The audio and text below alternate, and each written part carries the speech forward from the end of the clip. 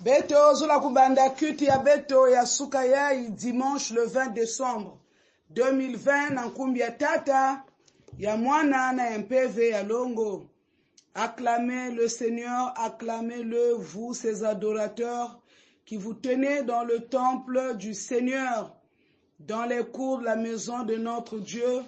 Acclamez le Seigneur car il est bon. Célébrez-le par vos chants car il est accueillant. Le Seigneur s'est choisi Jacob, il a fait d'Israël son bien personnel. Que la grâce et la paix vous soient données de la part de Dieu notre Père et de Jésus-Christ notre Sauveur. Amen. Amen. Betoke tela beto nyonso na kuimbila konti Ntuadi numéro 144. To telemi biso banso beto koyemba konti Ntuadi numéro 144. Za Yesu luyimbila.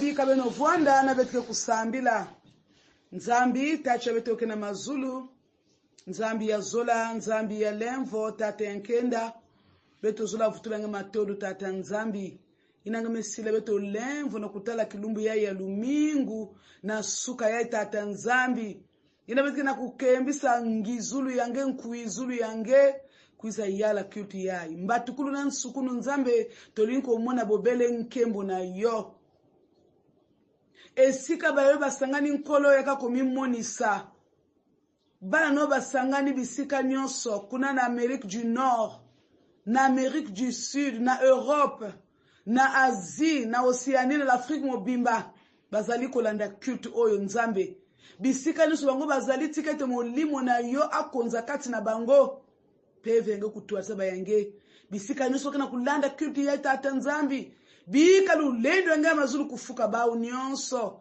tuadisa na bie kabitu nyonso na kedika beto zula ti nyonso ke salama na culte yai ya tuadiso na mpeve ya longo ya vuanda ngimbudulu ya vuanda lusambulu ya vuanda ndongolo ya mambo ya nzambi nkolo kamba ya ngona nguya mulimo mo santo kimia na yoele kinyonso ingela kati na mitema na biso nzambe toliko mona bobele yo beto zula tela ngena kilokola yai bieka kilokola yana kedika na nkumbi Yesu Kristo. Amen. Amen. Na kilokola ya bankundi na Kristo beto zula kufinama na ntadisi ya tata nzambi samu na kulomba lemvo tolingisa sasa ipi kobele maliboso na nzambe pona kosenga abo limbisi Cantique 557 na muningu ya choral betike imbili na muningu Maluma kufu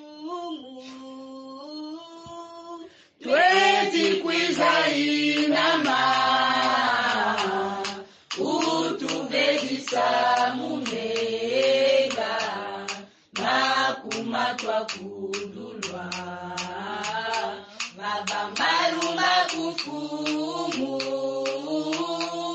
twechikwiza inama utubedisa mumenga makumatwa kudulwa evedo finama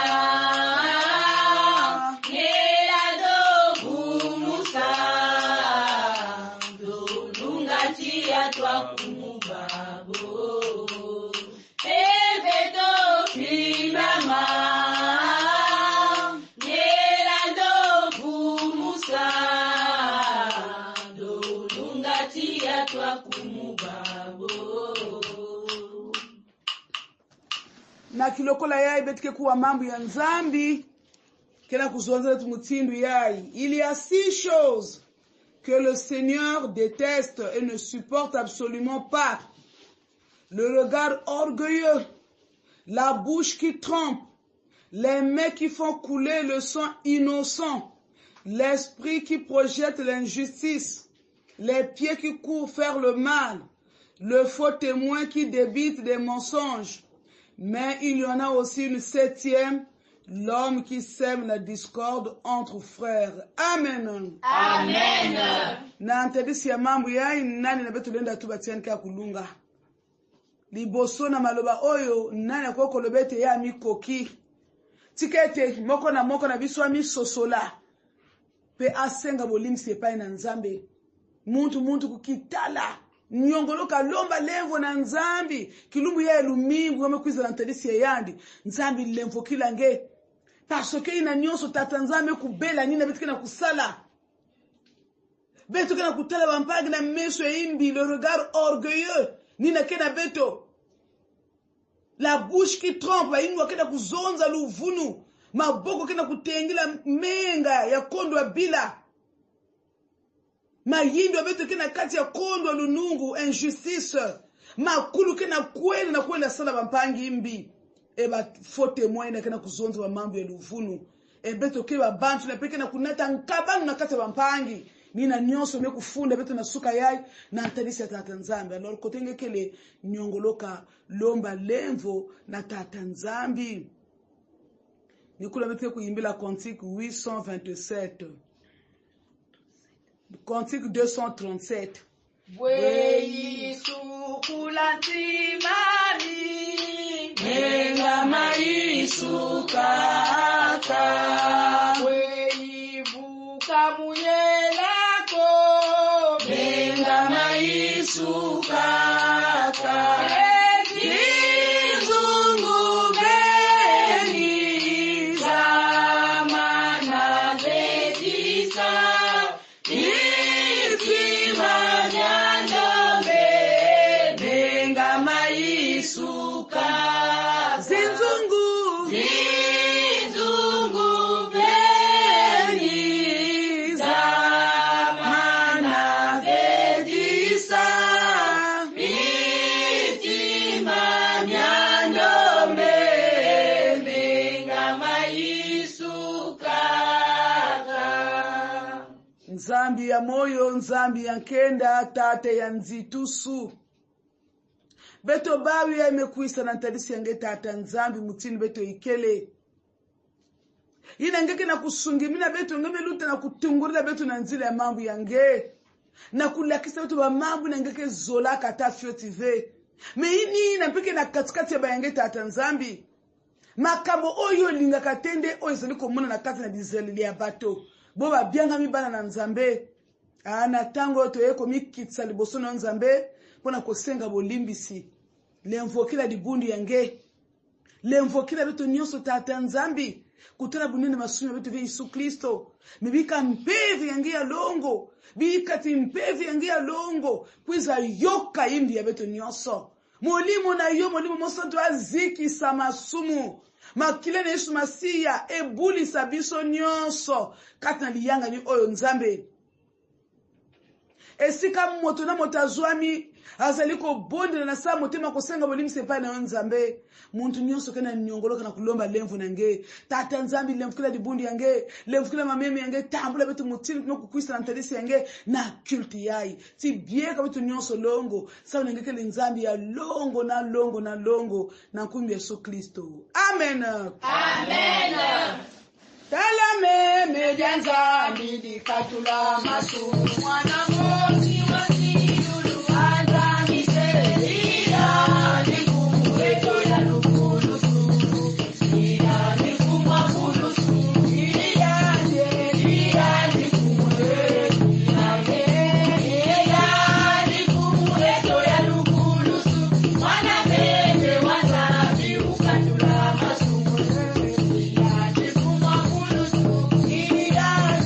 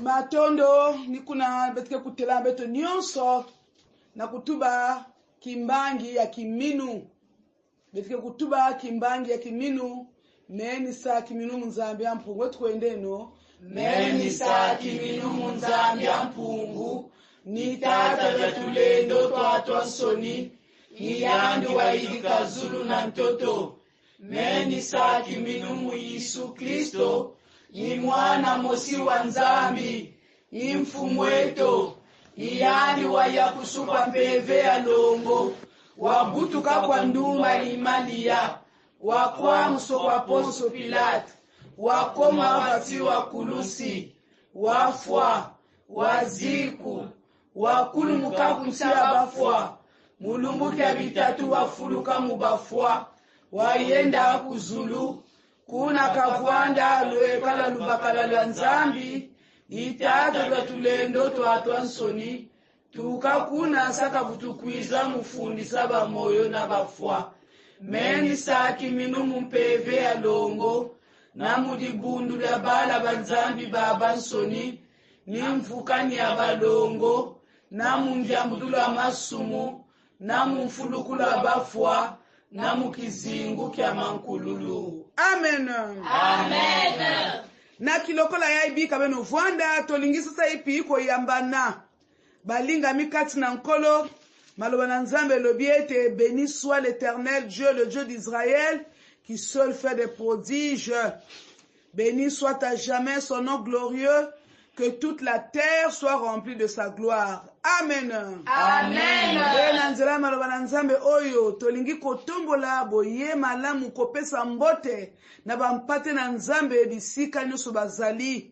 Beto sola kupesa mbote na dibundu nzambi nyonso beneke na États-Unis d'Amérique beneke na Amérique du Sud beneke na Europe beneke na Asie beneke na Océanie beneke na l'Afrique nyonso na Congo e beto bisika nyonso kena kulanda kuti yai dibundu nzambi mbocha beno bonge ngoma na nzambi mbote na bino bonge wa façon bien matondo nzambi kembo soina no kuyamba beto kati na lukutukuni yai bika beto yangalala kese tukala continue we so perfect aji mukanda tutanga ngabo isu ifudu siku ya hivi solele beso bako mwamuza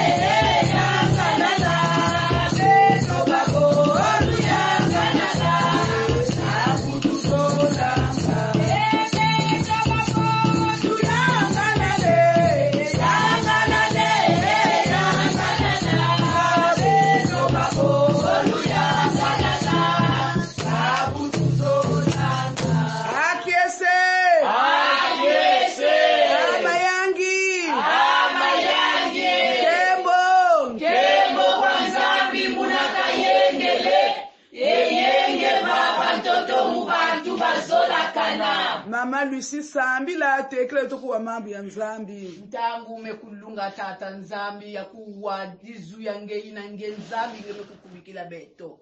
Beto bawu ya tata Nzambi na makulu yange kuisa kuvuandisa beto tata Nzambi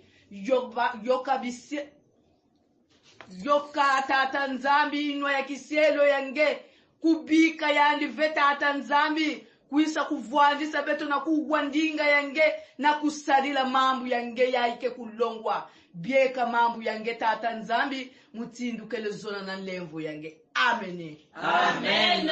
Okunendi sala saluta kineneko Oto saluto masala cho Nata mwila konto kuna kukanyika maafulu Ya kukete sa Kese sa Kulu ya kukete sa Kese sa Kulu ya kukete sa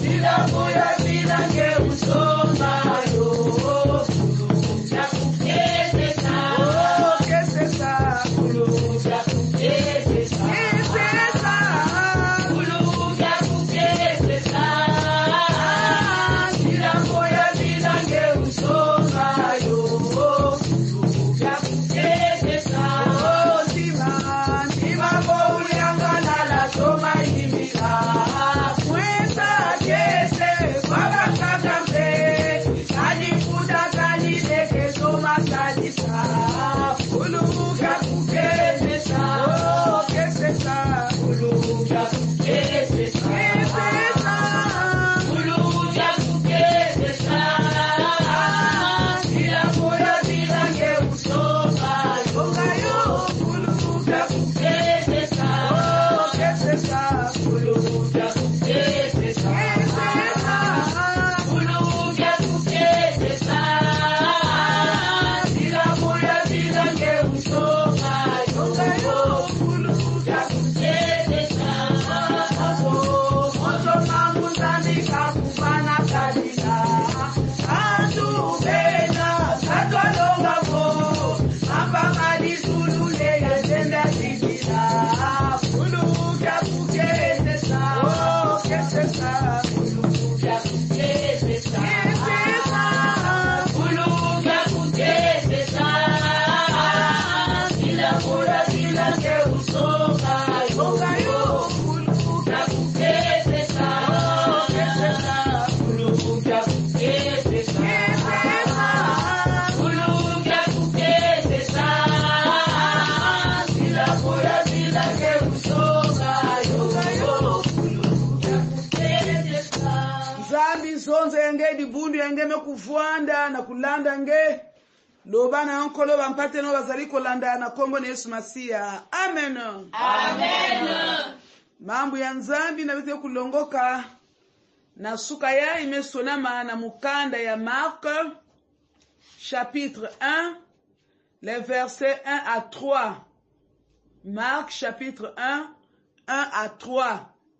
Bi kabito tanga mambo ya nzambi na nkumbu ya mfumo wetu Yesu Kristo.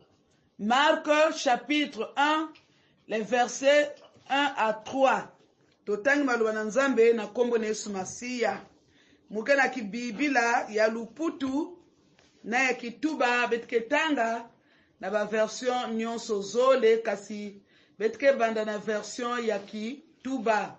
Marc chapitre 1 les versets 1 à 3. Lisons au nom de notre Seigneur Jésus-Christ.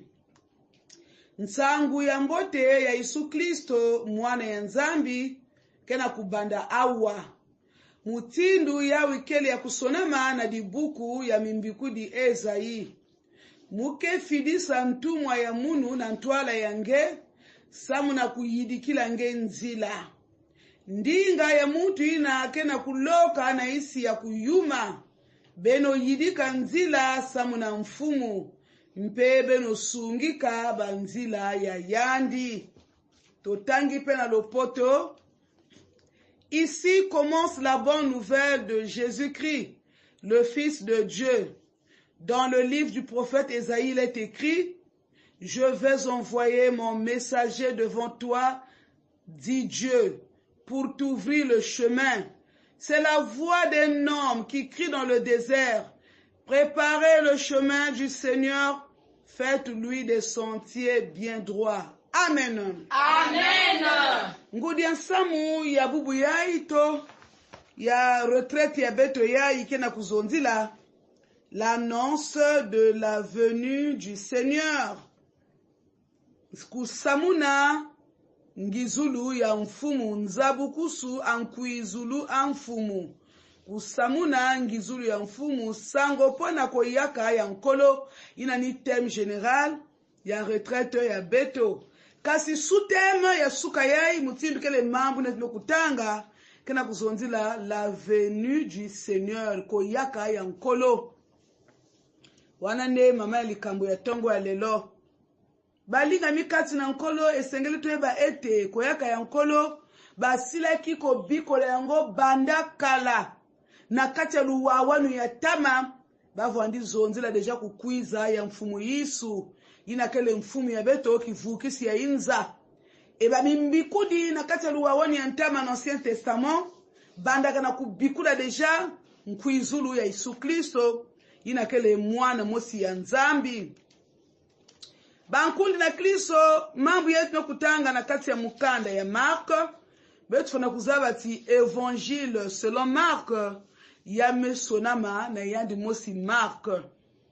Mais betu fana kuzabati yambu yai. Marc n'était pas l'un des disciples de Jésus. En tout cas, il ne faisait pas partie des 12 disciples de Jésus. Mais il a accompagné Paul lors de son premier voyage missionnaire. Et certainement, Marc vivre peu expérience na Yesu Kristo. Yan vanda mbangi na kutala mambo vanda luta. Eni kuna yandi mekusonika mambu yai. Na kati ya mukanda yai ya Marc na Évangile selon Marc. Bame kabula yao na bandambu tatu. La première partie parle de la naissance et la préparation de Jésus, le serviteur. Et la deuxième partie parle du message et du ministère de Jésus, le serviteur. Et la troisième partie parle de la mort et la résurrection de Jésus, le serviteur. Mais mambu yetu mekutanga na suka yake na ndambu ya ntete na kuzonzila la naissance et la préparation de Jésus, le serviteur. Et na kati ya mambu ya bankundi na Kristo ile yetu mekutanga beti na kutala mutini wake na kuzabikisa nkuizulu ya Yesu Kristo yandi ina mekutambula ntekididi muntu na mekuiza na mantwale yandi samna kukubikila yandi nzila dibundu sikama siama tatamana enunga bake kena kuzonzila awati tala mustindu nsangu ya mbote Yesu Kristo kubandaka yandi na kele mwana ya nzambi na kati ya mukanda ya Esaya baso nikaka mutindu yai muke filisila nge ntekididi na mantwale yange mekutuba nzambi samu na kufungulila nge nzila ni ndinga inake kuboka na kati ya isi ya nkatu beno kubika banzila ya mfumu beno sungika banzila ya yandi oba nkundi na Kristo maloba oye sili kotalisa biso ete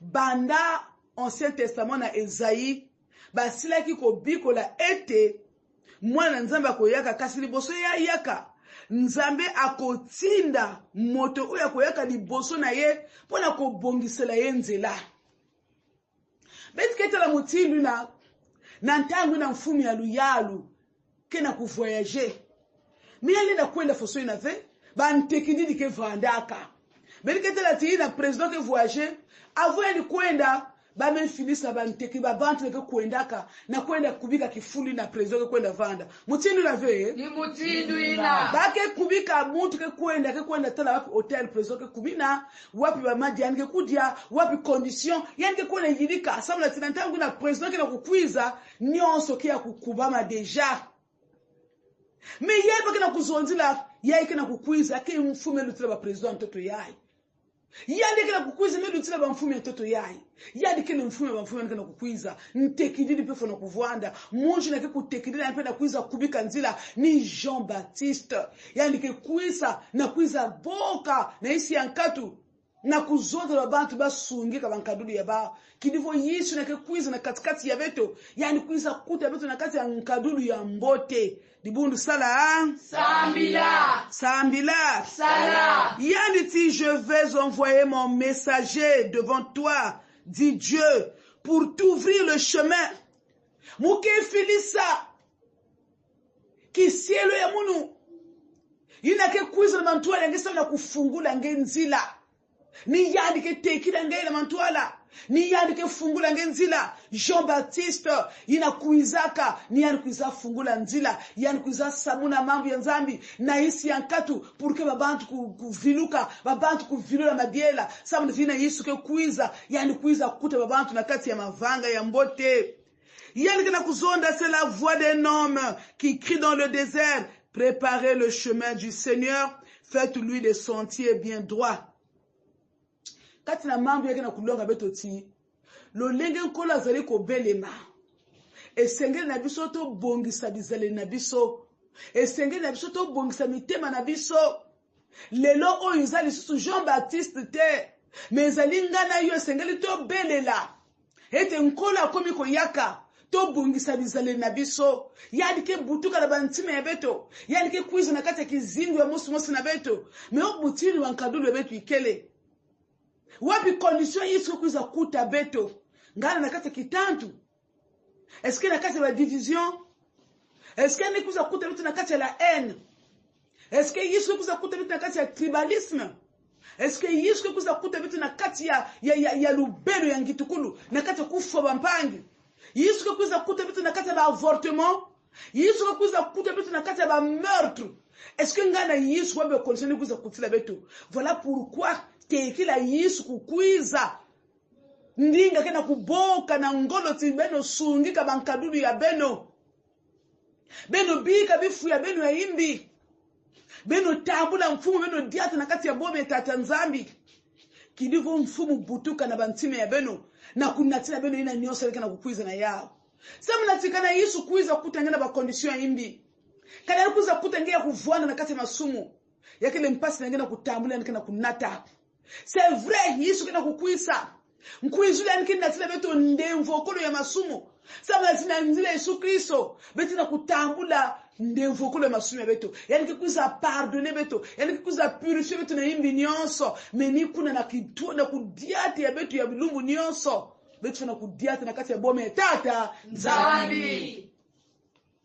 Na etambo lina biso ya mikolo nyonso ya solo nkolo oyo azali kobelema na koyaka azali komemela biso bolimbisi ya masumu mendi kati na kotambola na biso ya mikolo nyonso esengeli totambola kati na bobangi na tata Nzambe nkolo akoya kokuta yo ndenge nini mwana Nzambe oyo azali koyaka kisielo ya longo kena kukwiza eske ngana ngekena kusungika mutilu ina mambo anzamu kena kulonga betu tumenu sungika bankabili ya beno benu sungika bantime ya benu sungika bifu ya beno eske ngana betu kena kuwa eske ngana betu kena kukituka yake diaka vena dikani nima bani zonzila na lera tama mambo ya bena kena kutala ninge na munu yake actually yake na kutala ninge na munu ninge na munu funa kuvilula madiela ninge na munu funa kuchanger kidivo Yesu kuiza butuka na bantime ya beto yani tambula kifulu na bantime ya beto babutini kaba ndi atulu ya beto est-ce que nkola kwa kukuta liboto nana kati na division est-ce que Yesu kuiza bwana dikandi yangena kati ya kitantu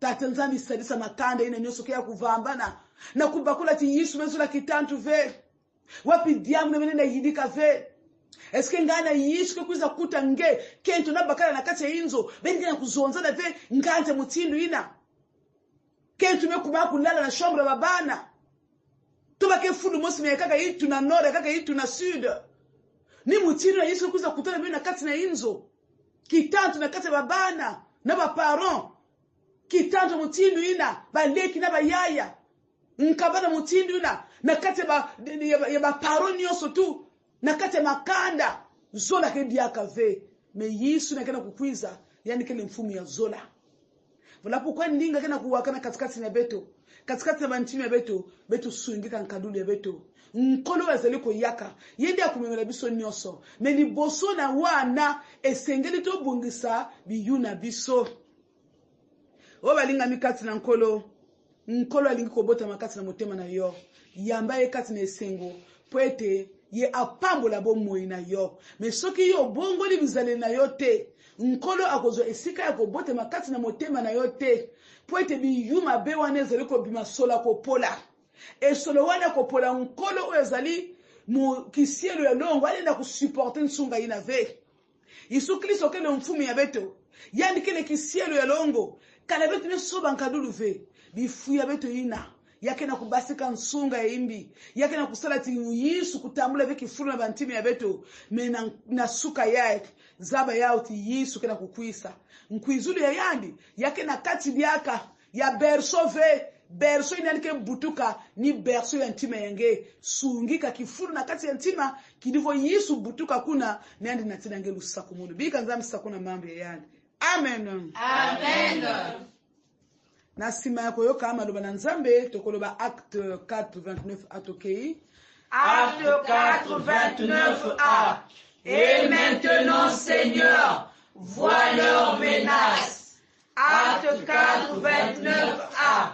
Et maintenant, Seigneur, vois leurs menaces. Acte 4:29a. Et maintenant, Seigneur, vois leurs menaces. Lubokolo, lusabuka, wafulusi, lutelama, ekalupeki, kafunisa, andalisi, asagana, ewalisedo kasena, wabala bangi kabozoto, ekalikolo wakabwika, kabumuna.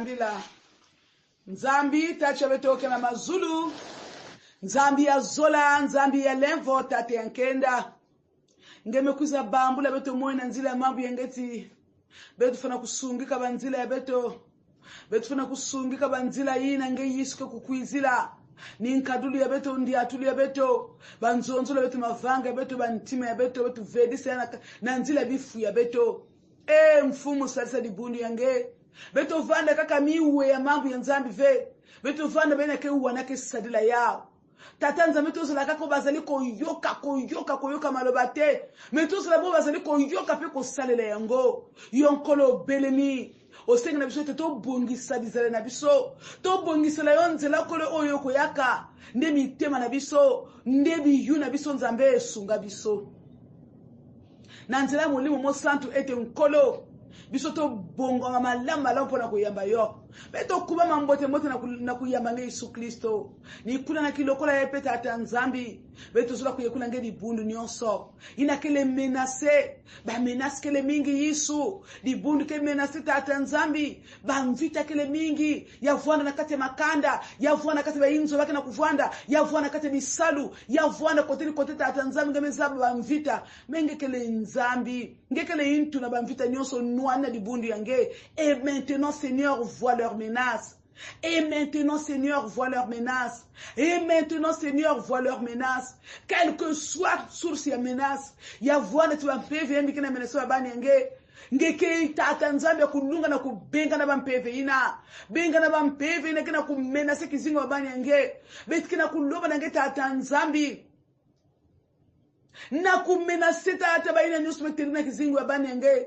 Même si la bantu ya moyo bene kena kusa kuvada bonzo tata nzambi ba adversaire na bayange kena kutebina babani yange na kunatina bao ba mfieto koso ba mkuamusu Yesu ngeke menace bao ba menace bimbevo penge zaba Yesu lemvu yange tata nzambi katula bimbevo kena kukwamisa bayange baba ngeke menace bimbevo mutina mutindu babo koneza niko tumisa bana na yo ba menace ba maladie ya lolenge na lolenge sembola loboko na nguya toucher ba nzoto bana na yo poete ba bikisama au nom de Jésus tala bokono oya COVID-19 ezali ko menace molongo mobimba bato nyonso tata nzambe o Yesu ba continue nyonso ezali ko ningana pole bokono oya COVID-19 sembola loboko na yo bo bazo bela yango nzambe pesa bango guérison au nom de Jésus baina kena kubela kimbevu yava na Kongo ya beto yava na baisi anzenza ba nyaka na nkumbi ya Yesu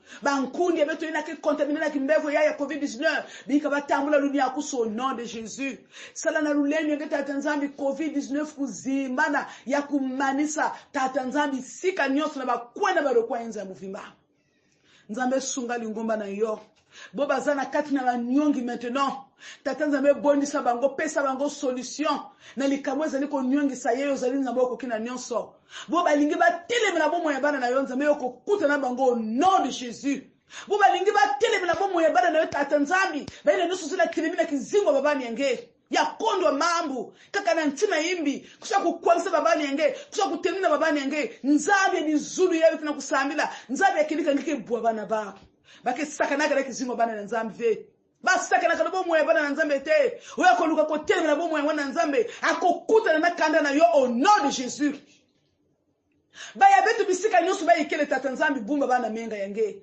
baya betu bisika nyusu bayi kele tata nzambe fuka bana menga yange tata nzambe lemvo yange ndikele nzambe etumbe zali ya yo elonge zali ya biso alors pese elonga na mwana zali ko landa culte oyo moto nyusa zali ko landa culte oyo na kati na manyongi bonisa ye soki aza na kati na mitumba pesa ye elonga au nom de Jésus po ete bato bayebeta zali mwana na yo matondo ndenge mewila beto kemuna masika bika fuka na nzambi na nkumbi ya Yesu Kristo amen Amen.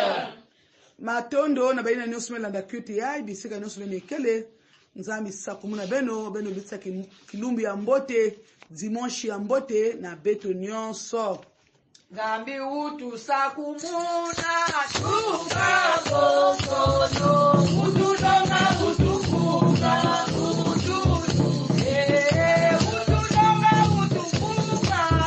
utudunukisa utudonga utukuka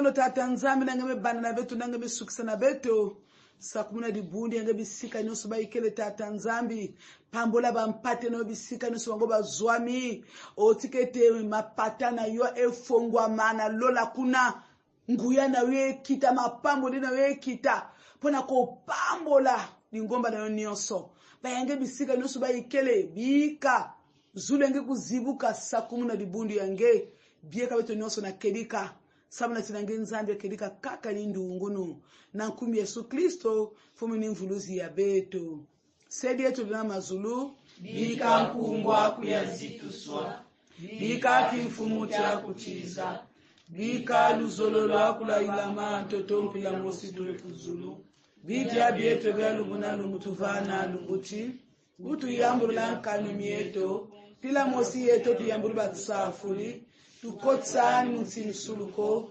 kau tutana mkwayambi yati kifumuni chaku yelendo nankembo mumvu miamvu yamvu. Amen. Amen. Bika bene yamba rusakuni ya mfumu bika lemvo ya mfume wetu Yesu Kristo zola ya nzambi nitacha beto na kintwadi ya mpevi ya longo kuvuanda na beno nyonso na nkumbi Yesu Kristo. Amen. Amen.